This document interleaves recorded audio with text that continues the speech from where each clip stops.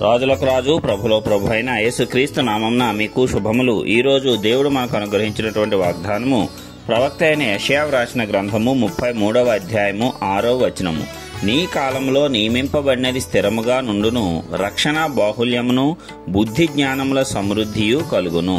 ప్రియులారా, ఈ వాక్య ధ్యానాన్ని గనక మనం పరిశీలించినట్లయితే మన యొక్క కాలంలో నియమింపబడినది స్థిరముగా ఉండాలి. అంటే మనము జీవితంలో ఒక్కొక్కసారి విజయాలు సాధిస్తూ ఉంటాము. అయితే ఆ సాధించినటువంటి విజయము సదాకాలము ఉండేటువంటి పరిస్థితి కొంతమంది జీవితంలో ఉండదు. ఎందుకంటే కొన్ని సంవత్సరాలు మాత్రమే వారు సుఖశాంతులతోనూ ధన వృద్ధితోనూ జీవిస్తారు. ఆ తర్వాత వారే తమ జీవిత కాలంలో చాలా ఘోరమైనటువంటి స్థితిని ఎదుర్కోవటమే కాకుండా వారి తర్వాత అనేక తరాల వారు ఇబ్బందులు పడుతూ ఉండటము మనం అనేక కుటుంబాల జీవితాల్లో చూస్తూ ఉంటాము. అయితే ఇక్కడ దేవుడు చెప్తున్నటువంటిది ఏమిటంటే, నీ కాలంలో నియమింపబడినది స్థిరముగా ఉంటుంది. దేవుడు నీకు ఇచ్చినటువంటి శక్తి ద్వారా, సామర్థ్యం ద్వారా, నీకు ఇచ్చేటువంటి ఘనత గాని, ఐశ్వర్యం గాని, నీకు ఇచ్చేటువంటి గొప్పతనము గాని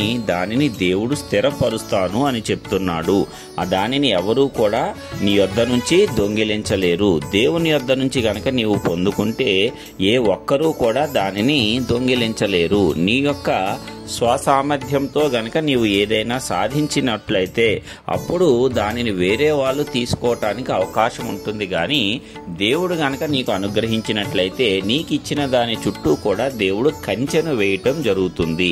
అయితే నీవు దేవుని యందు భయభక్తులు కలిగి ఉండాలి. మరి మనము భక్తుడైనటువంటి యోబును చూసుకున్నట్లయితే అపవాది కూడా ఇలాగో అంటాడు, నీవు యోబుకు అతనికి కలిగిన సమస్తానికి కంచెను వేశావు, కాపాడుతున్నావు, ఎవరూ కూడా అతనిని ముట్టడానికి వీలు లేకుండా నీవు చేశావు అంటాడు. మరి అదే విధముగా దేవుని యందు భయభక్తులు కలిగి మనము కూడా జీవించినట్లయితే దేవుడు మనల్ని ఆశీర్వదించడమే కాకుండా మన ఆశీర్వాదము చుట్టూ కంచెను కూడా వేస్తాడు.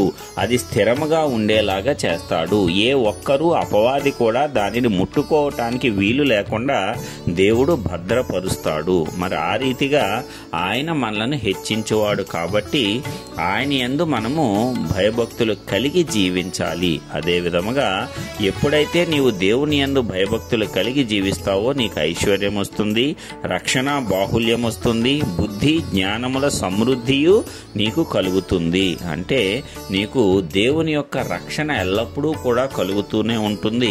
అదే విధముగా నీకు బుద్ధి కలుగుతుంది, జ్ఞానము కలుగుతుంది, సమృద్ధి కలుగుతుందంట. అన్ని విషయాలలో నీవు బుద్ధితోనూ జ్ఞానముతోనూ వివేచనతోనూ జీవించి ఆ సమృద్ధితో కూడా జీవిస్తావు, సమృద్ధిని కూడా కాపాడుకోగలుగుతావు. అది దేవుడి యొద్ద నుంచి వచ్చినటువంటి జ్ఞానము, అది దేవుని యొద్ద నుంచి వచ్చినటువంటి సమృద్ధి. అందుకే అది నీతోటి ఉంటుంది. నీవు జీవించినంత కాలము సమృద్ధిలో జీవించాలంటే, నీవు జీవించినంత కాలము బుద్ధి జ్ఞానములు కలిగి జీవించాలంటే, నీ జీవిత కాలంలో నీవు సాధించినది నీకు స్థిరముగా ఉండటమే కాకుండా నీవు సాధించింది నీ తరాలకు కూడా వెళ్ళాలి అంటే నీవు దేవుని యందు భయభక్తులు కలిగి నడుచుకోవాలి. అంటే ఒక రకంగా ఇది తరముల యొక్క ఆశీర్వాదానికి సూచనగా ఉంది. నీవు నీ దేవుని యందు భయభక్తులు కలిగి ఉంటే దేవుని యొక్క కృపను శాశ్వతంగా పొందుకుంటావు. ఆ శాశ్వత కృపను పొందినటువంటి ఒక వ్యక్తి ఉన్నాడు, దావీదు. ఆ దావీదు వలె దేవుడు చేసినటువంటి వాగ్దాన ప్రకారం అతని సింహాసనం నిత్యము స్థిరపరచబడింది. అతని వంశంలో నుంచే రాజులకు రాజు అయినటువంటి యేసయ్య రావటం జరిగింది. ఆ రీతిగా దేవుడు ఎల్లప్పుడూ దావీదు యొక్క సింహాసనాన్ని స్థిరపరిచాడు. మరి అదే రీతిగా మనము కూడా దేవుని యొద్ద నుంచి శాశ్వతమైన కృపను గనక పొందుకున్నట్లయితే మనతో పాటు మన తరములన్నీ కూడా ఆశీర్వదింపబడతాయి. దేవుని చేత సమృద్ధిగా నింపబడి వారి జీవితాలు కూడా వెలుగుమయంగా ఉంటాయి. మరి ఈ రీతిగా మనము జీవించాలి అంటే ఆయన యందు భయభక్తులు కలిగి ఆయనకు నమ్మకంగా మనము జీవించాలి.